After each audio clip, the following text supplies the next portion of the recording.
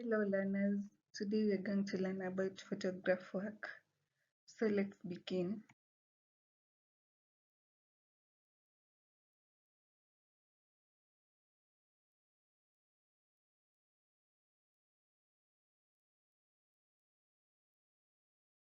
A photograph is a representation of an object, a person, a scene, or a place on a light film sensitive paper.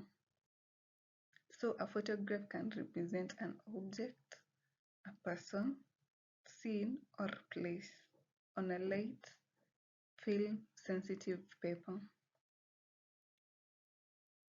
Then I'm going to show you examples of photographs.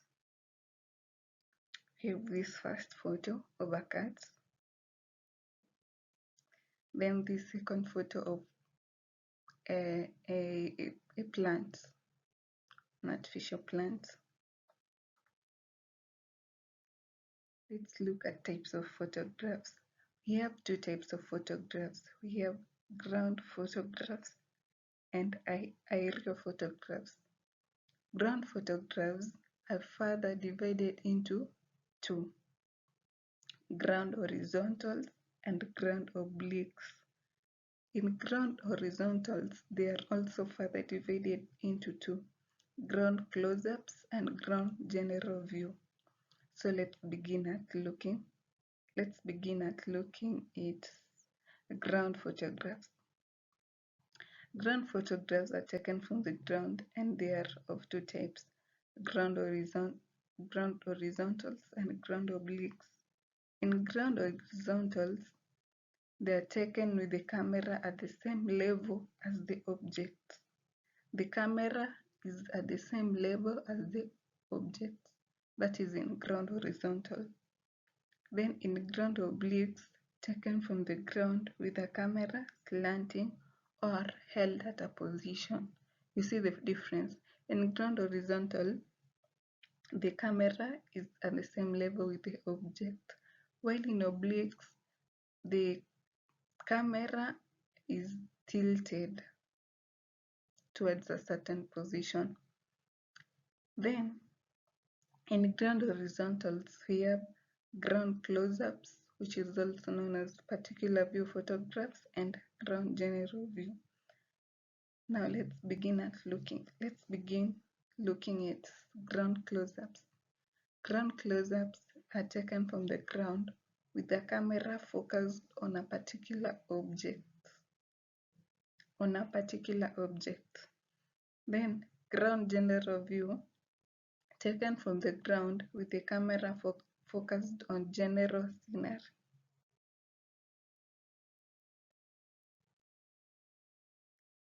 I'm going to illustrate all that here. Let's begin with ground horizontals. You've said ground horizontals, they are taken with the camera at the same level as the object. Then they are of two types. We have ground close-ups and ground general view.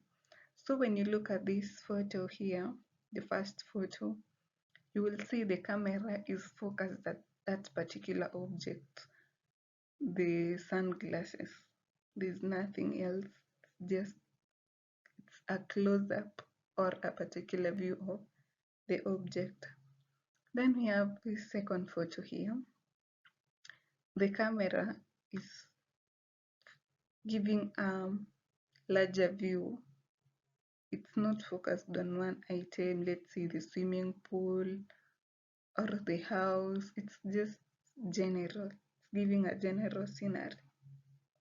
So that's under ground horizontal, where we have ground close-ups and ground general view.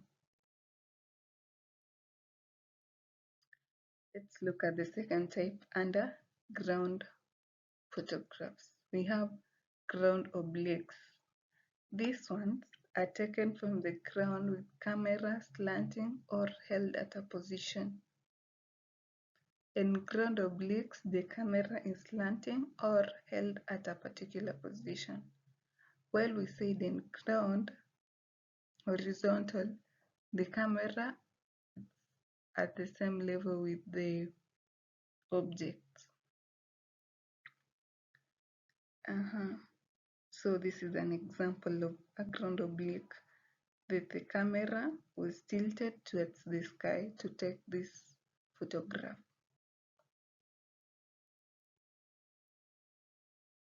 The second type of photograph is aerial photographs. They are taken from air, e.g. from aircraft, balloons, or satellites. So compared to ground photographs, aerial photographs, they are taken from air. Ground photographs are taken from the ground.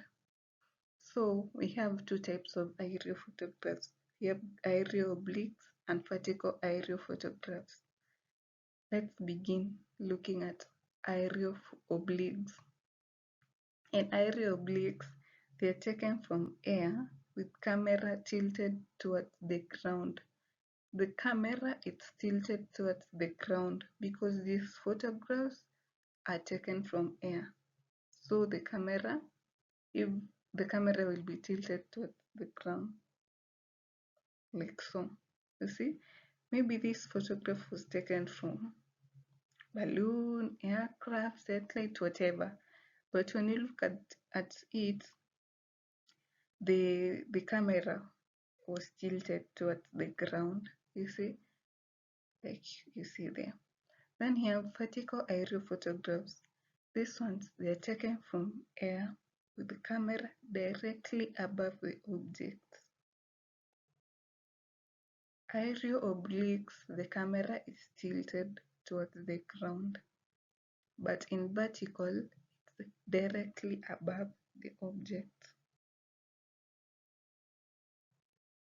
Like you see this photograph here, the camera is directly above the ocean or the picture, directly above. So that's the difference. In ground, horizontal, the camera and the object are at the same level and they are taken from the ground. In aerial photographs, they are taken from air. We have parts of a photograph. A photograph is divided first into three parts. We have the background, middle ground, and foreground. Back, middle, and foreground. Then it's further divided into left, middle, and right, like you see in this picture here. We have the background, middle ground, and then we have foreground. We have the left, middle, and then right. So that's how a photo is classified into 9 parts. Background, middle ground, foreground, then left, middle, and right.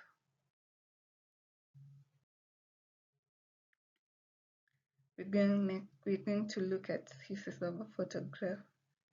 A photograph is used in learning geography. Again, it can be used to understand land forming processes. Let's look at limitations of using photographs. Colored photographs are generally expensive to produce. Black and white photographs don't show the real color of objects or scenery. For example, you can't distinguish a ripe and unripe banana if the photograph is in black and white. A third limitation is some aerial photographs have objects which are far away and hence unclear, which may lead to wrong photograph interpretation.